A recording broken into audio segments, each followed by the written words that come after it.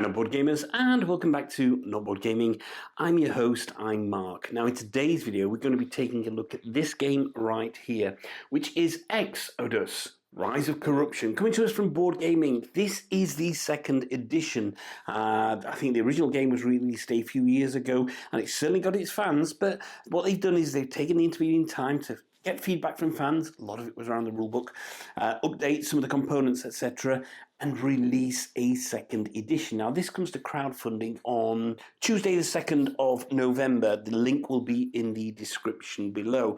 And essentially, it's a space exploration game with certain objectives that you have to complete. You see, there's a lot of corruption coming into the universe, and you and your colleagues, because it's 1 to 4 player, fully co-op. As a solo gamer, you're going to need to run 2 ships.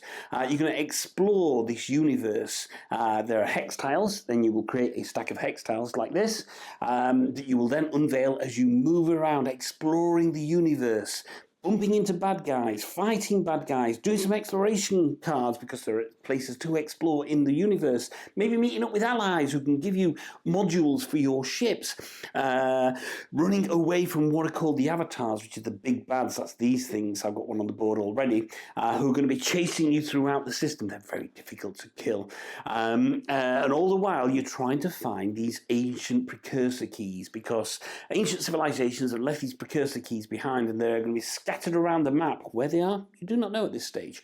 And the aim of the game is to go and find the precursor keys, find the main rift where corruption is, take the precursor keys back to there, activate those precursor keys, and close the rift and stop corruption from taking over the known galaxy and the universe. Sounds simple. It's not. Let me tell you, first of all, this is a good and challenging game. I mean, if you're looking for a challenge in a game, then you've absolutely got it in the second edition of X-Odus Rise of Corruption. Now, to help you on your way, you're going to choose some ships. As I say, as a solo player, you're going to choose 2 ships. There are 1, 2, 3, 4, 5, 6, 7, 8 that come with the game itself. And you can see we've got these wonderful dual layered boards that you can see just there. Now, each of these ships is a slight, well, they're made up of different classes. We have Precursor, we have Combat, we have Rogue, and we have Specialist ships as well. And that makes a difference. A type of ship can make a difference when you get an exploration card as you kind of move around the map and what you can do on those things. So they all come with that. They all come with different abilities as well. Different coloured dice that you will roll, and those dice will do various things. For example, this combat ship rolls red dice here, and it tells you on the board what dice you're going to get. But more importantly, they come with their own set of modules, and you will level up these modules as you go through the game, completing objectives that are on the ships. For example, my combat ship here, when I defeat an enemy, I get an additional XP, and for every 2 XP I get to unlock a module card. Now, these module cards are 2-sided, and you get to choose a side, put it on your board, and that's it. That's it. You're done for the game. You can't kind of change to the other side at any one point. My other ship here, my specialist ship, says that when I roll 3 attack symbols during attack rolls, I get an XP point. So that allows them to upgrade as they kind of attack as well. So you're going to choose your ships, and we've got lovely little standees for the ships. They're going to go onto the board. They're going to move around, and they're going to do a number of actions, depending on how many actions are available on their board. Both my ships have got 3 actions, and they're going to do them either singularly, so each ship can do its own 3 actions, or they can form a fleet. And as a fleet, what's going to happen is they're going to add more power to their actions, but they only get as many actions left as the ship in the fleet that's got the least amount of action. So you can join a fleet at any point as long as you're on the same hex, the same system as them, as the other, but you only get, you could potentially get fewer actions, but it does add more power to your actions at the end of the round. The fleet is disbanded, and you can choose whether to become a fleet again or not. Now, tracking you down, we have Sentinels, which is kind of the standard bad guys, and we also have avatars, which are the big bads of the game, and they're going to either appear on the map in certain places. So you have different coloured hexes on here. You've got red, brown, and orange. Red are the rifts where the avatars are going to come out of. There is one tile which is a main rift, which is shuffled somewhere in the bottom of the stack here. There are blue tiles which are friendly systems. Nice things can happen on there. Explorations, maybe access to precursor cards, cards, and maybe you're going to meet an ally, etc. And then you have the orange ones where you're going to sneak in, or hopefully sneak in. Some of them you can sneak in, stay undetected and avoid, but generally it's going to end in some form of combat against a sentinel, and they're the more standard ones there. Now, to track corruption throughout the game, you have the ascendancy, you have the corruption track, sorry, and this increases each and every round, so that's going to go up, and when it reaches certain points on here, what's going to happen is it's going to spawn an avatar in the nearest rift, and it's also going to shuffle the next 4 sentinels into the deck itself. Now, why is that important? You see, the sentinels are all kind of level 1, level 2, level 3, level 4, and you only start off with the level 1 ones. Once you get to the 3rd space on the corruption track, what's going to happen is you're going to shuffle the next 4 in there, so you then run the risk of getting level 1s or a level 2 coming out for you, and so on and so forth as you go up to the corruption track. When you get to the top of the corruption track, if you've not got back to the rift with the precursor keys and managed to activate them all, that's it. That's game over. Yeah, you're done, basically, at that point. So you cannot run the risk of, you've got to try and do that before your objectives run out. Of course, you can also die as well in the game as well, and other people can come along and get your anything you leave behind, like your precursor keys, if you've got them, and try to complete the game. But it's entirely feasible that you'll probably get killed before the corruption gets there. Now, throughout the game, you've got the ascendancy track as well. And the ascendancy track, what that does is it tracks kind of your other objectives in the game. You're going to get potentially, you're going to get kind of 2 objectives at any point that you have to kind of whittle out throughout your turn. You'll get 2 rounds to do each one. There's a marker on there that will move down each turn if you complete it. If you don't, it's got little red icons on there. That moves you up the ascendancy track, and that's going to start doing some kind of augmentations, if you like. So, for example, this avatar augmentation here, which is level 1, which comes out at the beginning, it says on the corruption stance, increase by 1 if ships collectively have more than the threshold damage. And currently the threshold is 1. So my ships only have 1 collectively between them, so that's okay. More of those will get unveiled as you go up that ascendancy track, and that can cause real problems for you. However, all is not lost. You'll get allies in the game, and allies are powerful friends throughout the system who could potentially give you modules, other modules which will help you upgrade your ship. You have standard modules, you have precursor modules as well, which are more powerful ones, and you can equip them on your ship. So throughout the game, your ship can get stronger and stronger and stronger. You've also got a range of co-pilots as well that can come in, that you can activate if you pay the costs on there. They're generally kind of one-time use, and they both have 2 uses on there, so you can choose which one to use, but they can be really, really powerful. They get refreshed every turn, but there's certain actions in the game that are going to eat away at those as well. And in reality, that's kind of most of the game in terms of what you get on the board here. Now, it's obviously a lot more kind of involved than that, and what I'll do is I'll drop you down, I'll take you to where I am right now on the game, which is a couple of rounds in, like 2 or 3 rounds in. I'll show you how it plays, probably for a round. I'll play suboptimally so you can see some stuff, and hopefully you get a good indication on how X-Odus Rise of Corruption from Board Game Inc. plays. But yeah, it's imagine kind of Zia, but without roll to move and without pick up and deliver. I suppose it has got pick up and deliver. So Zia without roll to move, and you're getting somewhere to understanding, and fully co-ops here, what X-Odus Rise of Corruption 2nd edition is all about.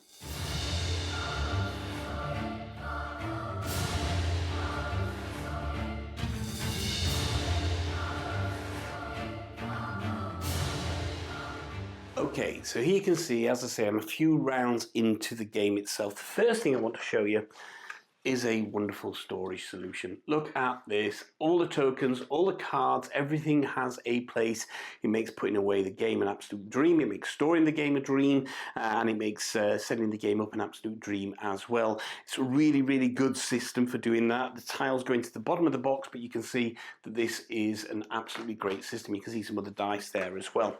So let me tell you where I am. So down here, we have my 2 ships. So I have my specialist ship, which is the proto ship here, and I also have a warship down here as well, which is a combat ship. Along the top, you've got your energy. Right, okay, so energy you're going to use for certain actions, and at the moment it's refilled for me, but as you use that energy, what's going to happen is that red marker is going to tick down there. However, you can increase that energy by paying scrap. Scrap is one of the currencies in the game, and that's these tokens here, so you can increase that and potentially have more access to it. Okay, on the right hand side, the bit I'm just moving because that needs to be shifted up, is your action tracker. So this is going to slide down here. Every time you take an action, it's going to slide down. And when you're down at the bottom, you've used all your actions for that particular round. Now, in a round, all ships will take their actions, and then you move on to the next phase. This is in the action phase itself. So these ships have currently got 3 actions. I've got 3 actions. However, yeah, I don't think the camera's going to pick it up here, but there's something here called strain. Let me just lift this up and I can show you. Okay, so strain, which is this here. You see, at any point during your turn, you can take a strain action, and this is one extra action you can take. You're going to roll a d12, and whatever that happens on there, you get an extra action. If it's and these scales are different for each ship. From here, 0 to 5, no damage. From 6 to 10, I would take 1 damage. And from 11 to 12, I would take 2 damage. So I wanted to strain, I would roll that die. There we go, it's a 6. I know from a 6 on this, I would take a damage. And how is damage tracked? Well, that is tracked by these here. These are your hull tokens here, right, okay? And they've got a non-damage side, which is white, and then they've got damage side, which is red. You can, throughout the game, take actions to kind of repair your ship, etc. And as you can see, at the moment, my specialist ship has taken 1 damage. Importantly, you have your module cards, which are these. So you're going to start off with module card number 1. Is that right? Yeah, module card number 1. Both, they're all dual-sided. And this one says, if I spend an energy, I can re-roll both of my attack dice. And each ship comes with its own attack dice and tells you on the board what they are. This ship has got blue, that ship has got red there. And there are other modules, as I mentioned, because you've got your XP at the bottom down there. And as you increase that XP, you're going to get to unlock the next module in sequence. So we have 2 here, we have 3, 4, 5, and 6. And I say they're all double-sided, so you get to choose which action you want, and they're all asymmetrical to each ship as well. So the amount of variability you can put on these ships is pretty impressive. Also, you'll see on this, I've got a module down here. So I've got a precursor module down here. But there are a number of modules you can also buy throughout the game. So you have precursor modules, and you also have normal ship modules. And you can either buy these or you'll get these throughout the game. And these will add additional powers to your ship. So this one says here, when you scavenge, which is scavenge for scrap, I would get an additional scrap, basically. And there are ways that the game will allow you to kind of get more of those modules. So those are the ships. Now, I've taken the ships off the standees, but this one is obviously here, and my combat ship is here. This is a slightly different module, starting module on this, and this one says that I've chosen, if I spend an energy after an attack roll, I can re-roll one of my dice and double its hits or its misses. That becomes important as we move on. In the center here, we got the explorations. I've got it so far. So that was the starting hex there, and this is all the places I've explored so far. This is an avatar that's chasing me down, okay? So this avatar is now on the board because I got to a certain point on the corruption track, which is over there. And what you will do is when you explore, which is an action, you're going to take the top tile, put it on the map. You can see which is closed, so which areas have got the hard border, you can't pass through those, and which are open. And as I say, there are 3 types on there. The red ones are rifts. That's where avatars are going to spawn, and they're going to spawn at the nearest rift to you. And you're going to get a minimum of 3 avatars spawning in a game. Maybe more will come, I don't know, but it will be a minimum. The blue ones are the kind of friendly system, so nice things happen here. For example, this blue one has a precursor key on it, which is over here. It's great. That's part of my objective, to kind of complete the game. The brown ones, excuse me, are the enemy systems. And these are where bad guys are going to kind of appear when you kind of go on there. Now, you can hide. Most of them will allow you to do a detection roll. If you roll a certain amount on your detection roll, sorry, if you don't roll any reds, so if I'm moving in there, I would roll both my dice. And if there's a red on there, I've been detected and I had to have combat. But if I'd rolled that, I'm hidden. and that means I don't fight on that particular turn. But also you'll see dotted around, you'll see this like little cube in a dotted line. And there we go. That one's already been explored. And what that is that's an exploration token. As an action, you can do an explore, and that's where you would take one of these exploration cards, and then you would have a look at what's on there. So for example, there's some obviously text and what it is. If it's a rogue, now if it's got this in white, it means only the ship of that type. I don't have a rogue ship, but remember I've got a specialist and a combat ship, okay? But if it was a rogue ship, it would allow me to pacify 3 systems, and I'll talk about that in a second. As a fleet action on there, we could spend an energy to repair 2 hull damage as a fleet. That's really good. Or as a singular action, you can take 4 scrap there without spending energies. So exploration is really, really, really, really, really important as you move around the galaxy, and you really want to be doing that. So yeah, that's that. So that's the exploration. Now, as I say, when you move on to brown ones, they are enemy systems, okay? And if you do fight in there, what will happen is you can put a pacify symbol on there, okay? So a pacify symbol, token, sorry, is one of these blue tokens, and you put that on there, which is great. It means if you pass through that system again, you don't get attacked. There's no enemies there. At the end of the round, that's going to flip to red, okay, which means it's getting dangerous again. And at the end of the next round, that's going to come off, and that means that system is now open for enemy attacks against you. So it gives you a bit of breathing space while you're trying to do that. Now we can see this symbol here, which is like a little link on there, okay?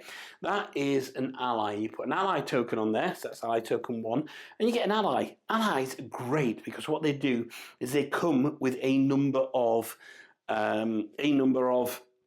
modules, be that standard modules or precursor modules, and it allows you to buy from these allies as well. So you can really start upgrading your ship if you effectively use the allies there. So the precursor tile here is about these precursor cards, okay? So over here on the corruption board, we have the precursor cards. So the aim of the game is to get all these precursor keys and then get them back to the main rift where you can actually close them down. So I've already unveiled precursor 1, which is this here, and you can see the precursor key, and it asks you to put a token on here equal to the number of ships, and then as an action on that particular tile for this precursor key, it says to spend X amount of energy to advance the marker.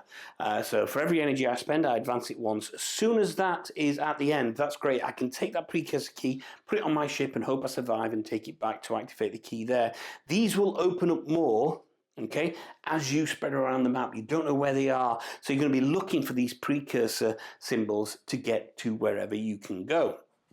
Okay, now there's other cards as well. We have the co-pilot cards. So each round in a solo or 2-player game, 3 of these co-pilot cards are going to come out, and essentially these are going to have actions on there. Okay, so kind of one-time actions. You can use at any point. For example, this one says if I spend an energy, I can either recover damage, or after an attack roll, I can re-roll one of my dice and double its hits or its misses. And you can see down there that is the same as that. We have another one here that says I can spend an energy. I can re-roll my strain die. Remember, the strain is to get that extra action. Or after an attack roll, each lightning symbol counts as 2 hits as well. And there's a number of costs that you can pay on these. It's either going to be energy or it's going to be scrap, basically. So they get refreshed every single round. And again, effective use of those is really, really, really bloody important. You've got to make sure that you're using them very effectively, because if not, you could hit a problem there. Right, here we have the corruption track, as I say. So we know we've got the precursor keys around the corruption track. Every round, this marker is going to move up. When it hits this, on the left, a new avatar is going to come out, and on the right, you're going to shuffle the sentinels into the deck. At the top here, we have, I don't know if it's in camera. No, it's not. Let me just zoom in on that. So here we are. At the top, we have the ascendancy track, okay? And every round, you're going to either try and complete an ascendancy card, or you're going to get punished by it, and a new ascendancy card is going to come out. So this is the ascendancy tracker. As this progresses, these avatar augmentations get stronger and stronger as the game progresses. So we can see at the moment we just have this one, which says, is that in focus? Yeah. Which says here, in the corruption phase, increase the ascendancy track by 1 if ships collected have more than threshold damage. This is threshold as well as it moves along here, so you're kind of tracking that as you go through as well. So that is the ascendancy track there, and then at the top we have the 2 ascendancy cards. Okay, those are really important because, as I say, you've got to try and mitigate them. For example, this one, which I know I've completed now, says that every time I make an exploration, it moves a tracker down. So that's good. That gets rid of it there, and there's no real problem on there. But if I had not completed that, and we can read on the bottom there, it says, if not prevented, from now on increase the ascendancy by 1 whenever a ship sends a probe. So that's really important to increase. This one here, which is called endurance test, okay, so it's to place a marker, blah, blah, blah, and I get to... if I get to advance it for each ship at the end of its turn. So when it comes over there, I advance it for each ship that's got a full hull, and that's when when I discard the card. If I'd not completed it, I would increase that based on the track progress. So there we go, 1, 2, and 3 there. So that would move the ascendancy track up had I not completed it. Now they're going to kind of complete every round. So that one will get to the end of this round. That one will go. That one will move there, and a new one will come out. Okay. So let me just zoom back out again. Okay, over at the top up here, we got a combat board for the Sentinels and the avatars.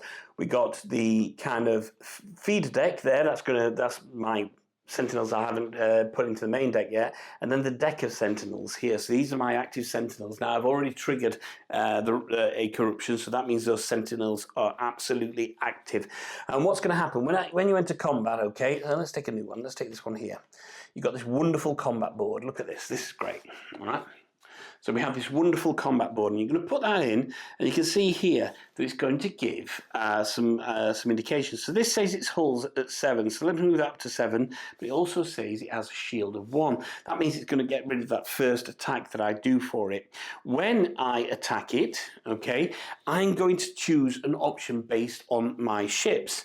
So if we look here at this particular ship, this comes with 2 blue dice. Now you can choose an aggressive or a defensive action. If it's aggressive, you roll both die. If it's defensive, you only roll 1 die. Why is that important? Well, aggressive actions, you run the chance of getting more hits on there, which is fantastic, brilliant. However, what you also run the chance of doing is rolling 2 misses, and that'll have an impact. If you're going defensive, you only roll 1. It's less hits, but also less misses. You see, that's important because each of these ships has these here. So this says, when I roll 1 miss, I would charge 1, and when I roll 2 misses, I would charge 2. What does that mean? Well, each of the ships comes with their own abilities, and these abilities are printed on this card here. It's a little bit hard to read. I know they're redrafting this in the main game itself, but if I look at charge on here, it says place a marker on this enemy. And then it says charge 2, place a marker on this enemy, then roll a die for each. Suffer retaliation per... Oh, there we go. That says place a marker on this enemy. So charge 1 just places markers on there. But if ever I roll a charge 2, so it's asking you to be more defensive when you roll this, yeah? Then you roll a die for each marker on here and suffer retaliation per miss. So that's how it's going to kind of damage me there. So the aim of the game in combat is... Oh, I'll just drop the card. The aim of the game in combat, we know this. I've got to defeat this by 7. So say my ship decides to go aggressive, all right? We're going to roll this. Roll 2 dice. Oh, 2 misses. Look at that. It's charge 2, right? So I would instantly place a marker on there. Then I'd suffer damage off the back end of that. That's how brutal these dice are. They are bloody brutal at times, let me tell you. However, there we go. That's better. I've scored 2 hits there, which is fine. I'd miss that first one. I'd take it down by 1, but I've got 3 shields now. Okay. Doesn't sound great though. That's 2 hits and 2 lightning symbols. Lightning symbols will be used for various things. However, what does my ship have on board to help it? Well, first of all, I've got this here. I could spend an energy to re-roll both of my attack dice, which is fantastic. That doesn't help, but I've also got these co-pilots here. Do any of these help me with co-pilots? Okay, and here we've got co-pilots. During my turn, I could recover 2 if I spent 2 scrap, or after an attack roll, each lightning symbol counts as 2 hits and also recover 1 energy. So that cost me 2 scrap. I could absolutely use that now. So if I did that now, that's 4 hits I've cut on that. So let's say I've done that. I spent 2 scrap, and that has cost me 2 scrap, and I've now done 4 hits, which is 3 damage to that because of its shield. And here we go, we'll knock that down by another 2. And I'm already halfway there, and I didn't do that at all, which is fantastic. So now you have a choice. Do you want to disengage the combat, which is fine, you can flee and potentially take damage, or you can carry on the combat. So let's say we carry on again. Let's roll these dice again. Oh, look at that. Brilliant. I can't use that co-pilot anymore. That's another 3 hits onto it there. Is there anything left here that I can use? Okay, so that would have cost 2 energy, and it would have said my misses also count as 3 hits, so that would have done it.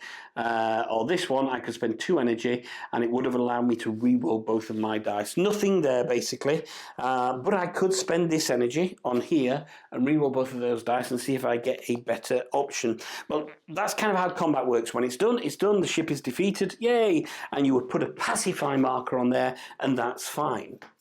However, when it comes to the avatars, and they're going to chase you around the board, there's part of the game where they're going to chase you down, part of the round where they're going to chase you around.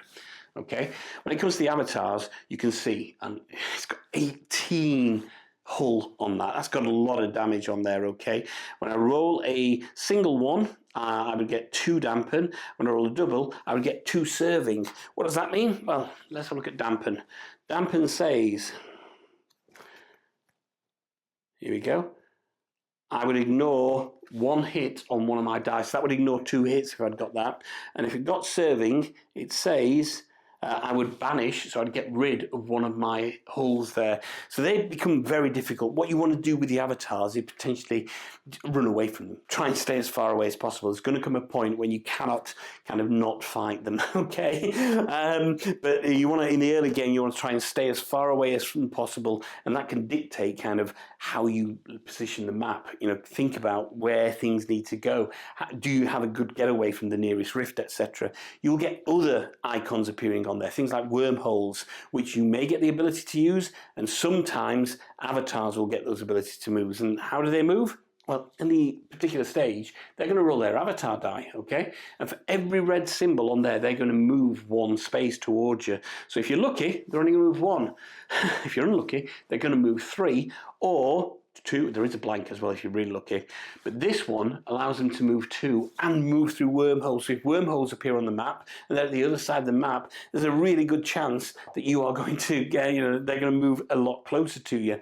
There are things you can do. You can get boost dice, you can get additional dice to roll there as well. And you can start taking damage as well. So these damage cards are really, really quite evil, basically. So for example, this one says a fractured energy cell. I recover 1 less energy during the end phase. It's going to take me 2 scrap to get rid of that. Or this one here, my repairs cost an additional scrap.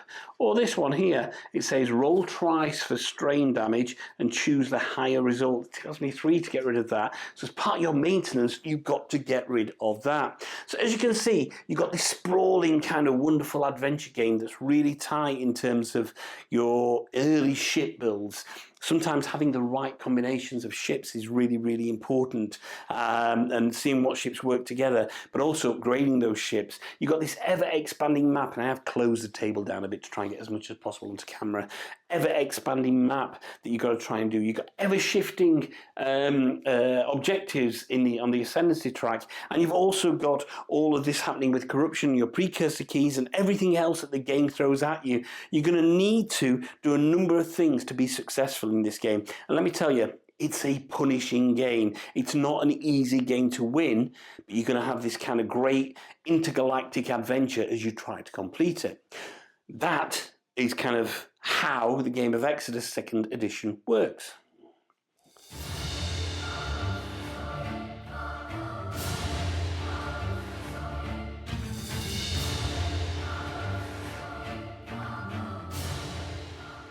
And there we go. That's a pretty kind of brief rundown on how X-Odus, Rise of the Corruption, by Board Game Inc. works. As I say, it's available on crowdfunding from the 4th of November. The link will be in the description below. Look, it's a proper co-op game that as a solo player, you will play a minimum of 2 ships. Nothing to stop you playing more ships. But the true kind of beauty of the game comes from working this ever-shifting kind of dynamic puzzle out. How is the universe and the galaxies expanding with the different systems? What does that create for me? What opportunities? What threats come from that? How can I manipulate what I get on my ship and upgrade my ship, the modules that I'm using to make my ship more powerful, better suited for this? And that's the good reason that these module cards come kind of double-sided, is it allows you to potentially start shaping your ship for what's in front of you at that point. You can't fully anticipate what's coming out ahead of you. You'll have an inkling once you play the game a few times, you know roughly what Sentinels are going to come out and how the avatars operate, etc. But for your first few games, you certainly won't have an inkling. It does play markedly. It's a markedly different adventure every time you play. Nothing changes in terms of what you're doing. In reality, in terms of the core rules, there are things that may happen that you haven't seen before that come onto the map, etc. But in terms of the core rules, nothing changes.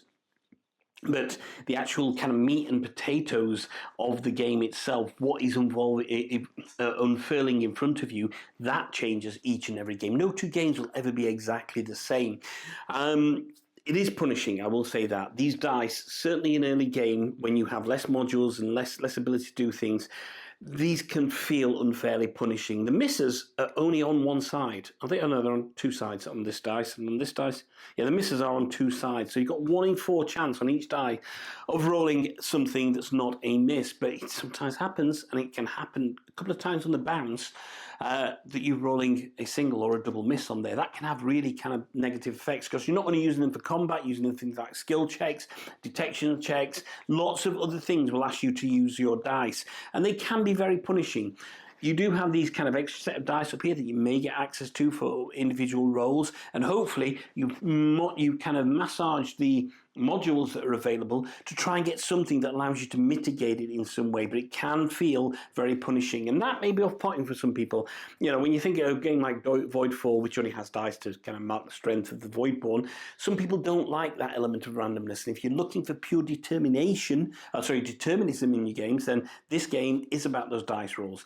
It's not like zeroing the fact you roll a dice to move. There's no roll to move in this. Your move is dictated to by the actions available on your board. That action economy becomes a really key part of it. And at first you think, I may not use the strain die. It's surprising how many times you use the strain die just to try and eke one extra action out of your turn. Increasing your energy can be really, really key and important because some of the modules that you unlock, and certainly some of the co-pilot actions, are going to require energy to spend, and you may want to have more than one go at them, and therefore you need to have more energy, but that's going to cost you scrap at the same time. So scavenging for that scrap becomes really important. In your scant number of actions, which may be 3 or 4, you may also need to do some repairs to your ship or something else that you need to do. There are a large list of actions that you can actually do. Here we go. Here's the list of actions that you get to do on your turn, and on the back are some free actions as well that you want to do. But all the while, in the background, you've got the ascendancy track creeping up. You've got the corruption track moving up, which is going to put more avatars and put more bad guys into your deck, into your Sentinels deck at the same time. You've got once pacified systems now becoming non-friendly again. And you've also got to navigate the map as well and find that major rift so that you can get everything, those precursor keys, and get them back there. It starts as the game starts off, and it doesn't hold your hand straight away. You can literally jump into a fight on your very first move, but it does ramp up in difficulty as the game goes on. But it gives you all these opportunities with the additional ways to earn XP on your player mats, to actually kind of mitigate against that as well. It feels like there's a lot going on. Once you've played a kind of a game of this, you'll understand all of the mechanisms. Even halfway through a game, you'll understand all the mechanisms. And at that point, you can start tweaking what you do and how you do things. Really like the action of where you can join into a fleet. That can come up with some really kind of great abilities for you to do in terms of some extra power to your actions, but you've got to time that absolutely correctly, because you may be exploring other parts of the map. The clock may be against you. You haven't found all the precursor keys yet. You need to be at separate parts of the map. You can't be a fleet there, so you've got to make sure your ships are there. So it's got that progressive XP system, which is really useful. The ability to put those modules onto your ship. You've got dual layer shipboards, which are nice. You've got the other modules, the thing like standard modules, and also the precursor modules that you can put on your ship as well, and really start building and tailoring this ship to be something unique and out there fighting in space, but you're going to get chased down. It's a tough game. You will die more than you will win. I absolutely guarantee that. And when you win, you're going to win by the skin of your teeth. There's no easy victories in X-Odus, Rise of the Corruption at all. It's a game that demands that you're on the edge of your seat the entire time. It's like a big space movie. But as I say, do be aware, these dice can be exceptionally punishing, and unless you've got a way to mitigate these, and that should be kind of an early thing for you, you're going to run into trouble sooner or later through those dice. I kind of wish there was just a little bit more way to mitigate them, because it does make it sometimes just feel like you're on a lost cause. But in reality, I also like the tension that they bring as well. But if those dice, and I say it's not just the combat, there's skill checks, there's detection checks that you're going to use these dice for. If that level of randomness is not quite for you, then maybe it's not for you. But I really enjoy this. It's a game I'm taking to conventions. It's a game that you're probably going to play with 4 players if you get to the end, in about 2 hours. Solo, I generally die within about an hour, but about 80 to 90 minutes for solo. So if this looks of interest to you and you're looking for a space exploration game that comes with a great story solution that's relatively easy to table, where the rulebook has been updated as well, okay, so we do have an updated rulebook, and it is, I believe, better. I've not read the original rule book. It could still do with a tutorial mission, and maybe they'll put one online or what, I don't know. I'd like to see a tutorial mission, because things are, although it all makes sense, they're spread about a little bit in the rule book, and you will find your first game, you're referring to that quite a bit. Second game, hardly at all. By your third game, you're kind of sailing with it fantastically. But the rule book it's pretty good. But as I say, I think a tutorial mission would just absolutely knock it to the next page. Now, I do want to say this is obviously, although it's second edition, this is close to the final version. They are making some tweaks. For example, the avatar standees, they're too zoomed in. They're going to do that. Hopefully, they're going to do something with the blueprint on the kind of enemy abilities card as well. And, there'll be a few little tweaks in there. I know some of the pages in the rule books are just placeholders in there, so that's obviously going to get updated. There's a lot of love for this game, and I think in the first instance it was let down by the rulebook. They've improved that, made some other tweaks here, and for me, if you're looking for a cooperative space-based battle kind of action game, if you like, action-adventure game, then you should really go and check out X-Odus, Rise of the Corruption from Board Inc. Games. That's BORED, like not board gaming. And there we go. That's my journey through X-Odus, Rise of the Corruption from Board Inc. Games. I say it's on crowdfunding from the 4th of November. Link will be in the description below. Go and check it out if it looks interesting to you. My name's Mark. This is Not Board Gaming. Don't forget to like and subscribe to the channel. Check out my other videos. And one final thought. If you can't find anyone else to play with, then there's nothing wrong with playing with yourselves. Until next time, bye-bye.